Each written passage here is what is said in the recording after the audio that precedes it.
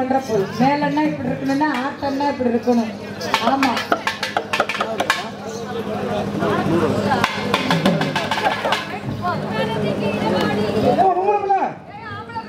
எப்படி தெரியுமா போடுங்க? நேற்று கூட இந்த மாதிரி கூட்டத்தே கிடையாது. நேற்று காக்கா கூட பறக்கலாம் ஊராது. இது எப்படி அவரு நல்ல அன்பான ஊரு, பாசமான ஊரு. வந்தவங்க சாப்பிடுங்க, எதை சாப்பிடுங்க, இதை சாப்பிடுங்க, சரக்கு அடிக்கிறீங்களா, கோட்டை அடிக்கிறீங்களா அப்படின்னு ஊட்டி ஊட்டி விடுறாங்க.